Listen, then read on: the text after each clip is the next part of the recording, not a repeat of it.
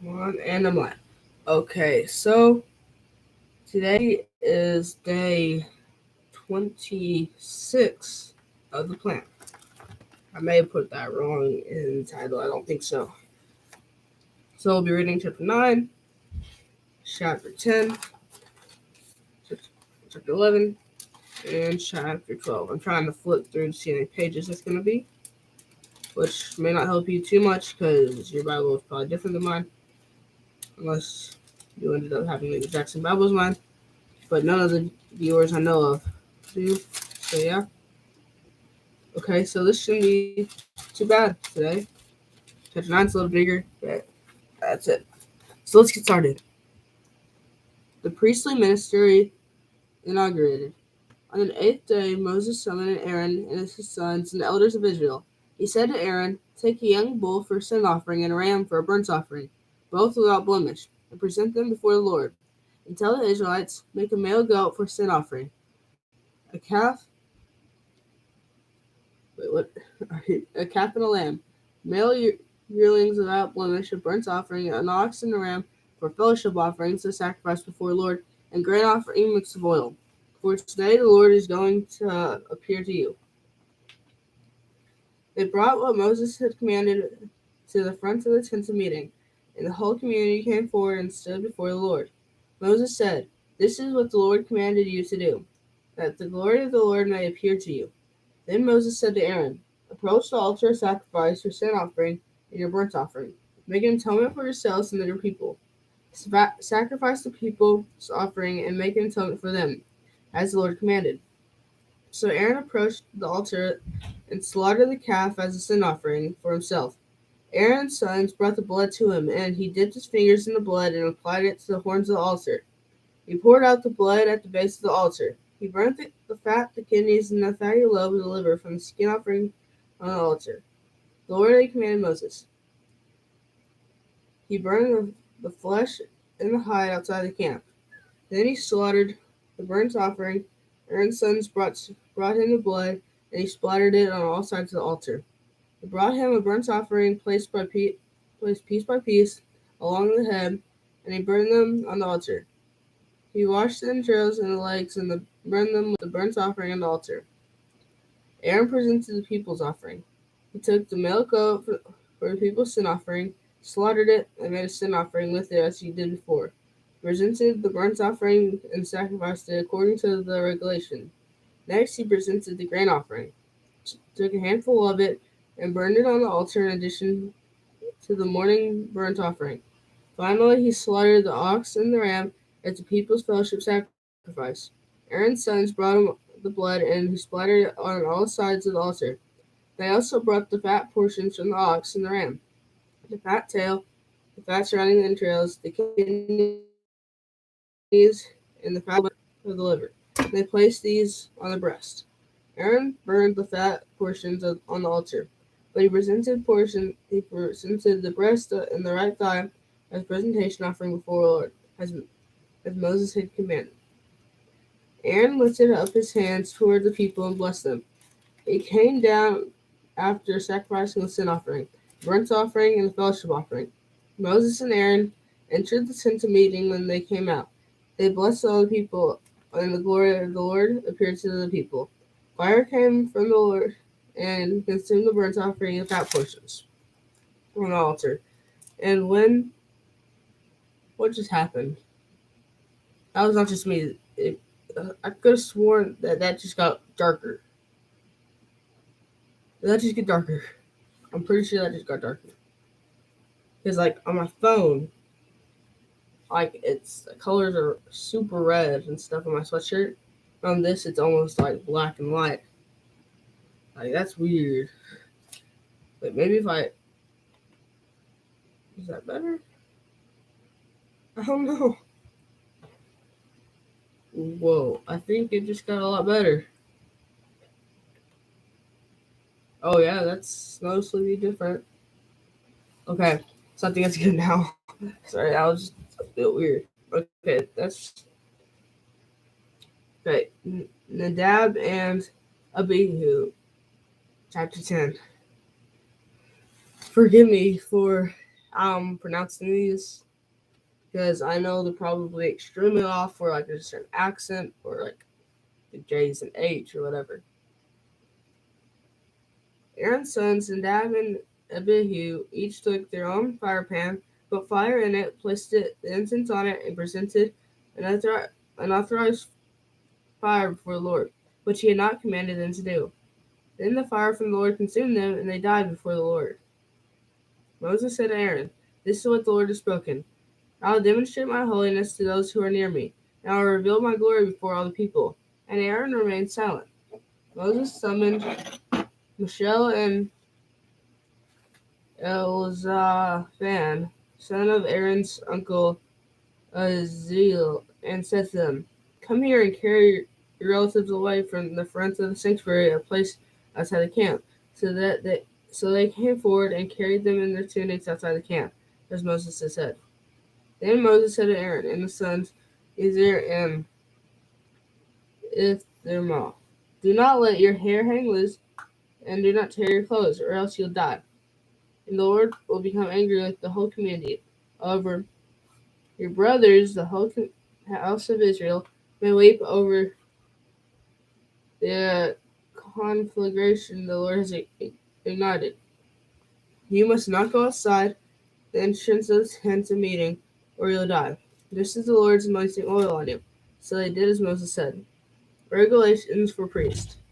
The Lord spoke to Aaron. "You and your sons are not to drink wine or beer when you enter the tent of meeting, or else you'll die.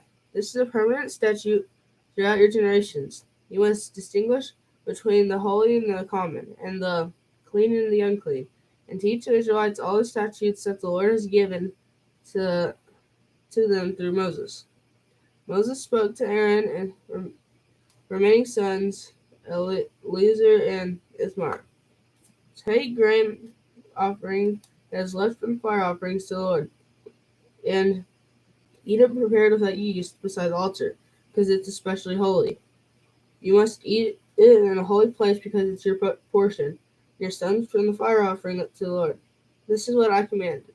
But you and your sons and your daughters may eat the breast, the presentation offering, and the thigh of the contribution in any ceremonially clean place, because these portions have been assigned to you and your children from the Israelite fellowship sacrifices. They would bring the thigh, the contribution, and the breast presentation of offering, together with the offering of fat portions made by fire, to present a presentation offering before the Lord. It will belong permanently to you and your children, as the Lord commanded." Then Moses inquired carefully about a male goat of the sin offering, but it had already been burned up. He was angry with Eleazar and Ithamar, Aaron's surviving sons, and asked, "Why didn't you eat the sin offering in the sanctuary area? For it is especially holy and has been assigned to you to take away from the guilt of the community and make atonement for them before the Lord. Since the blood was not brought inside the sanctuary, you should have eaten it in the sanctuary area, as I commanded." But Aaron replied to Moses, "See, today they presented their sin offering and their burnt offering before the Lord. Since these things have happened to me, if I had eaten the sin offering today, would it have been acceptable in the Lord's sight?" When Moses heard this, it was acceptable to him. Clean and unclean land animals. Chapter 11. The Lord spoke to Moses and Aaron. "Tell the Israelites, you may eat all these kinds of land animals. You may eat any animal with divided hooves that chew the cud, but among the ones that chew the cud or have divided hooves, you're not to eat these. Camels, though they chew the cud, do not have divided hooves. They are unclean for you. Hyraxes, I don't know what that is. Though they chew the cud, they do not have hooves. They are unclean to you. Hares, though they chew the cud, they do not have hooves. They are unclean to you. Pigs, though they have divided hooves, they do not chew the cud. They are unclean to you. Do not eat any of their meat or touch their carcasses. They are unclean for you. Clean and unclean aquatic animals. This is what you may eat from all that is in the water. You may eat anything in the water that has fins and scales, whether the seas or streams, but these are to be abhorrent to you. Everything in seas or streams that does not have fins and scales among the swimming things and other living creatures, they are to remain abhorrent to you. You must not eat any of their meat, and you must avoid their carcasses. Everything in the water that does not have fins and scales will be abhorrent to you. Unclean birds. You are to avoid these birds. They must not be eaten because they are abhorrent. Eagles, bearded vultures, Egyptian vultures, kites, any kind of falcon, every kind of raven, ostriches, short-eared owls, gulls, any kind of hawk, little owls, cormorants, long-eared owls, barn owls, eagle owls, ospreys, storks, any kind of heron, hoopoes, and bats. Clean and unclean flying insects. All winged insects that walk on all fours are to be abhorrent to you. But you may eat these kinds of all the winged insects that walk on all fours, those that jointed legs above their feet for hopping on the ground. You may eat these kinds. Any kind of locust, katydid, cricket, and grasshopper. All other winged insects that have 4 feet are to be abhorrent to you. Purification after touching dead animals. These will make you unclean. Whoever touches the carcasses will be unclean until evening, and whoever carries the carcass is to wash his clothes and will be unclean until evening. All animals that have hooves but do not have a divided hoof and do not chew cud are unclean for you. Whoever touches them becomes unclean. All the 4-footed animals that walk on their paws are unclean to you. Whoever touches their carcasses will be unclean until evening. And anyone who carries their carcasses to wash his clothes will be unclean until evening. They are unclean to you. These creatures that swarm on the ground are unclean for you. Weasels, mice, any kinds of large lizards, geckos, monitor lizards, common lizards, skinks, and chameleons. These are unclean for you among all the swarming creatures. Whoever touches them when they are dead will be unclean until the evening. When one of them dies and falls on anything, it will become unclean. If any item of wood, clothing, leathers, sackcloth, or any implement used for work is to be rinsed with water and remain unclean until evening, then it will be clean. If any of them fall into a clay pot, everything in it will become unclean. You are to break it. Any edible food coming into contact with that unclean water will become unclean. And any drinkable liquid in any container become unclean. Anything when other carcasses falls on it will become unclean. If it is an oven or stove, it is to be smashed. It is unclean and will remain unclean for you. A spring or cistern containing water will remain clean, but someone who touches the carcass in it will become unclean. One of their carcasses falls on any seed that is to be sown. It is clean, for the water has been put on the seed, and when the carcasses falls on it, it's unclean for you. One of the animals that uses you for food dies. If one of the animals that you use for food dies, anyone who touches its carcass will be unclean until evening. Anyone who eats some of its carcass is to wash his clothes and will be unclean until evening. Anyone who carries its carcass must wash his clothes and will be unclean until evening. Unclean swarming creatures. All creatures that swarm the earth are abhorrent. They must not be eaten. Do not eat any creature that swarms on the earth, anything that moves on its belly or walks on all fours or many feet, for they are abhorrent. Do not become contaminated by any creature that swarms. Do not become unclean or defiled by them. For I am the Lord your God. So you must concentrate yourselves and be holy, because I am holy. Do not defile yourselves by any swarming creature that crawls on the ground. For I am the Lord, who brought you up from the land of Egypt to be your God. So you must be holy, because I am holy. This is the law concerning animals, birds, and all living creatures that move in the water, and all creatures that swarm on the ground, in order to distinguish between the unclean and clean, between the animals that be eaten and those that may not be eaten. Purification after childbirth. The Lord spoke to Moses, tell the Israelites, when a woman becomes pregnant, and gives birth to a male child, she will be unclean 7 days, as she is during the days of her menstrual impurity. The flesh of the foreskin must be circumcised on the 8th day. She will continue in purification from her bleeding for 33 days.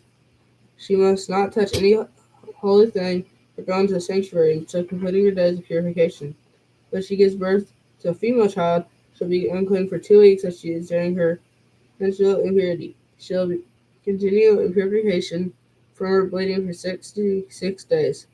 When her days of purification are complete, whether a son or daughter, she is to bring the priest at the entrance of the tent of meeting a year-old male lamb for a burnt offering, and a young pigeon or turtle dove for a sin offering. He'll, he'll present them before the Lord and make an atonement on her behalf. She'll be clean from her discharge of blood. This is a law for a woman giving birth, whether it's a male or female. But if she doesn't have sufficient means for sheep, she may take 2 turtle doves or 2 young pigeons, one for a burnt offering and the other for a sin offering. Then the priest will make an atonement on her behalf, and she'll be clean. So that's all for today. Um, it starts out in chapter 9, just talking about priestly ministry inaugurated, and Moses and Aaron slaughtering casting sin offerings, splitting side, and so this keeps on going on. Animals and slaughtering, and then Nadab and Abihu, how we say it, and how they